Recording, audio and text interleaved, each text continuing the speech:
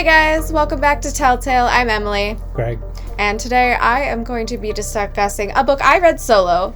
I'm going to tell Greg about it. And this one is called Sin in the Second City. This is by Karen Abbott. It's the subtitle is Madams, Ministers, Playboys, and the Battle for America's Soul. So you can imagine that I was very intrigued when I saw this. I actually picked this up when you and I went out for Thrift Day. To look for thrift store books. Mm-hmm. I happened to pick this up. It was like 25 cents at one of the stores we stopped at.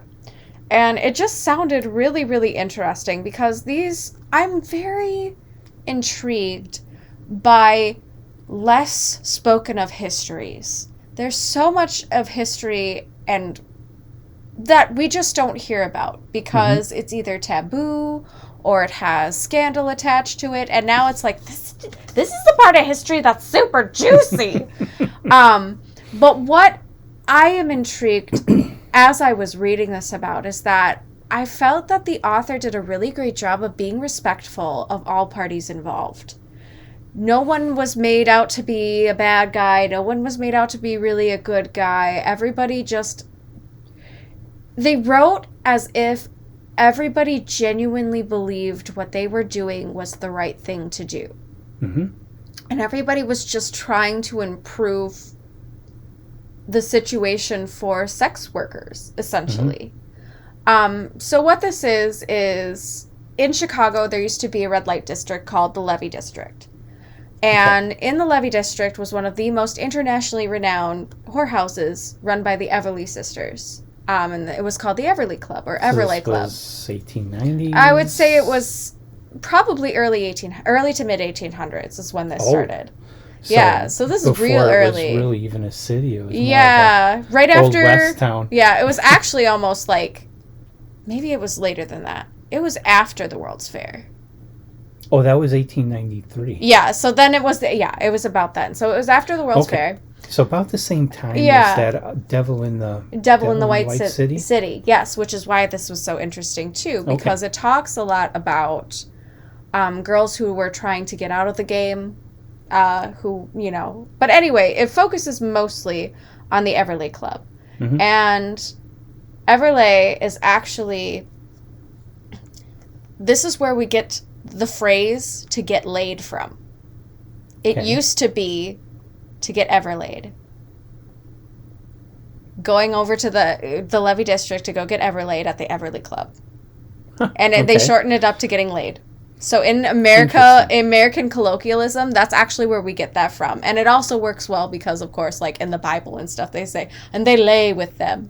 Yeah. So everybody just automatically made the overall association. But in America, that's actually how we got that phrase. Okay. It even talks about that in this book, and there were other places online that I looked at. I can't remember all the authors as well, but multiple people have actually brought that up. So the Everly Sisters are just shrouded in absolute mystery, because probably 10% of what they told about their past lives was true. Mm-hmm. But a majority of it is them just saving face and lying. Like, they basically came to Chicago to rebuild themselves, remake themselves. Yeah. We don't even know if they're actually sisters. Huh? Like, for sure. It's all up to speculation. But these two women came into Chicago, and after researching around the whole United States and having previously been, trained harlots themselves, they decided they wanted to become madams and open their own club, but they wanted it to be really respectful of the women who work there. So all the women were going to be well fed, well paid, room and board. They get their own $100 a night, which back then was like ridiculously expensive. They got to call the shots. None of the men who came into the club could be, do drugs or, fairly bad people. They tried to avoid any kind of drama, any kind of scandal, anything like that. They actually were the hot spot for most millionaires in Chicago, and these women were billionaires by today's standards. Mm-hmm. at the height of when the Levy District was popular. But they were the only ones who were doing this. They were the only ones who were really trying to make sure that these women were constantly getting medical care. They like gave them health insurance essentially, and got them tested by the best doctors to make sure everybody was clean, nobody was getting hurt. They were just so well cared for that there was hardly any girl who worked for the Everlys. They were all called the Butterflies, the Everly Butterflies. None of the butterflies were very dissatisfied unless they were trying to steal, which was always a problem. Yeah. But basically, during this time when the Everly Club was popular was when there was this huge anti-white slavery movement. Because, you know, we're starting to get out of... I don't know how to describe it. It's basically like they just suddenly became aware that so many women were just disappearing into Chicago. And so many pastors were assuming it was because they were becoming working girls. Not to mention all the serial killers, murderers, anything like that. But it was a huge human trafficking issue. And back then they called it white slavery. Yeah. So all these ministers were trying to get political reform to try to make it harder for humans to be trafficked, specifically women, and also harder for these levy districts and brothel districts to be able to get liquor licenses and things that they would need in order to conduct their businesses. So just trying to put up all these bars to try and prevent human trafficking in these districts, because these were kind of the districts where they were happening. But then you had people like the Everly Sisters who are like, everybody who comes to us wants to be here. Yeah. Because we treat them well, they like the work, they want to do this. So, you know, they were trying to set a standard for brothels to become like them. And that they needed to respect the worker and they needed to respect the client, but they also were allowed to be picky, especially if they wanted to run a high-end place. And if you see some of the pictures of this place, they have an entire gold leaf gilded room. Oh boy. They have it was extravagance to the max. Like, they had a fountain that shot out perfume. They had a solid gold piano. Wow. Which ended up being sold later, and I don't know where it is now, but I would love to know. Probably, what's his name? Rockefeller. I don't know. No, Liberace. Yeah, Liberace probably owns it. I don't know. But it was just this... they tried to make it a very glamorous and respectable... The Everly Sisters wanted to make it a respectable business. And unfortunately, because not everybody followed lines... Again, we're talking about, this is all... It came down to commerce and capitalism.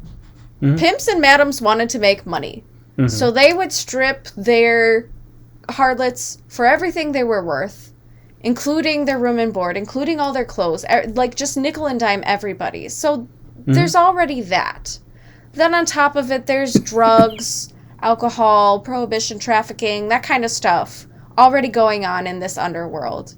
Yeah. And even though the Everly Sisters kind of touched it because they were in the district and they knew it was going on, they themselves didn't have to do those things. Right. But they also, it's such an interesting story because this whole district even had its own politics and its own, kings and lords and that kind of stuff, where these people were just running the show and interacting with government officials who are also all visiting this place. So it was interesting because some were yeah, we got to get rid of the Levy District, and then they go down to the Levy District after work and have drinks and go to the Everly Club and hang out. And they didn't all just do brothels. Some people genuinely went there as a gentleman's club to just drink, play poker, have a good time with their buds, and leave. Not everybody was using the harlots as part of their good night going out. But they had princes. The Prince of Prussia visited the Everly Club, which is when they went international.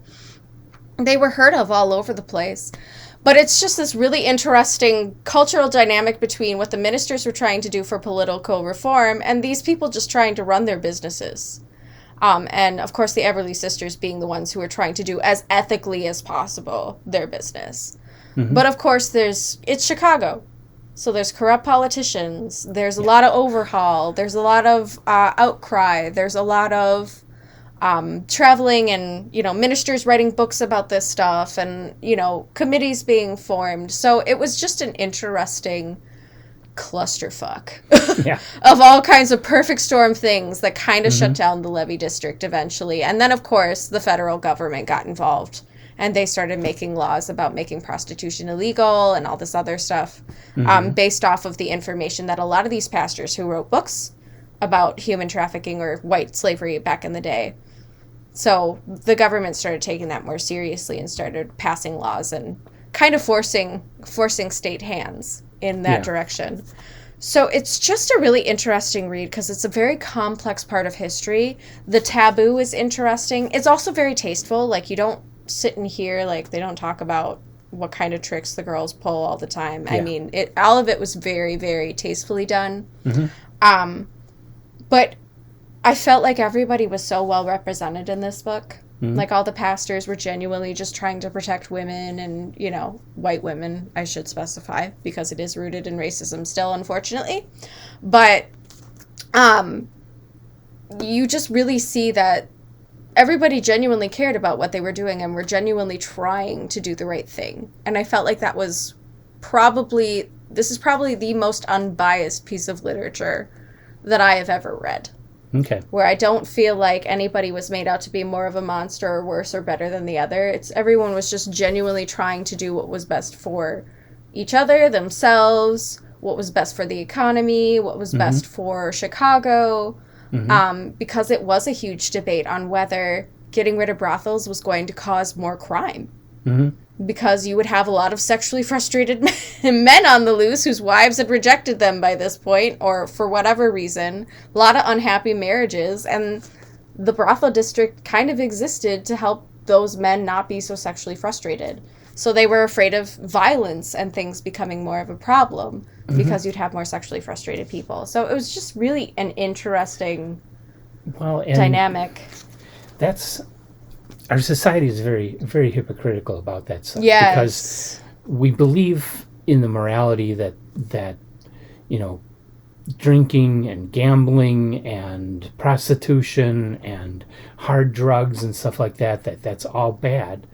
But there are way too many people in our society with money who are willing to pay whatever it takes to get it. And so it's big business. Yes. And you're not going to shut it down. And so when the government did try to enact these laws, when they went so far as to enact prohibition to try and control the liquor industry, it all just went underground. Yeah. And fell into the hands of the criminals. Yeah, the money kept flowing. Chicago just got worse. Yeah, and that's kind of what this points out too, is that basically if you had the money, you could pay to get away with anything.